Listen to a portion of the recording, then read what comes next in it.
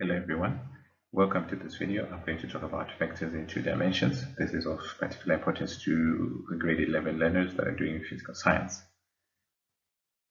Please like the video, subscribe to the channel and share to as many platforms as you can. Okay, let's get into it then.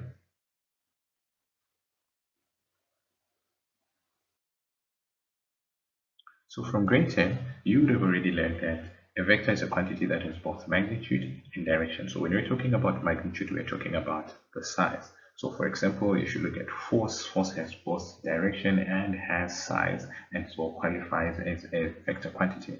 On the other hand, a scalar quantity is a quantity that has only magnitude but no direction. So if you think of mass, if you think of time, volume, speed, they only have size but they do not have direction associated with them, and hence they are called scalar quantities.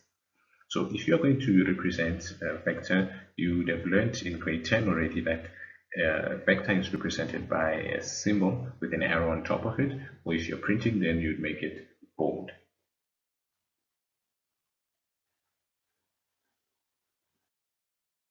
Okay, I'm going to talk about the addition of vectors. So let's say that you've got two vectors that are acting in the same direction. Those vectors are going to have what is known as a resultant, and that resultant is going to be equal to the sum of the two vectors and will be acting in the same direction as the original two vectors. So let's demonstrate it. So say you've got a force F1 that is acting to the right of the screen, and you've also got another force F2 that is acting to the right of the screen. The resultant of these two forces is going to be the sum of their sum, and is going to act in the same direction as both F1 and F2. So what we can actually then say is that the resultant force F raised is actually the combined effect of both F1 and F2 on a particular object. You can also have vectors acting in opposite directions.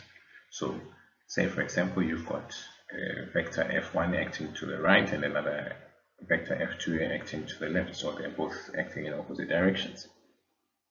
Now because F1 is the larger vector, I'm going to subtract F2 from F1.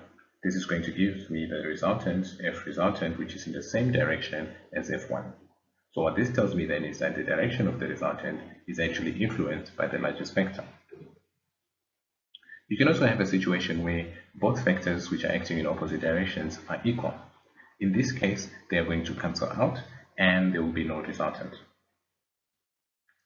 Thank you for watching this video. I hope you liked it and join me again soon when I shall share another video.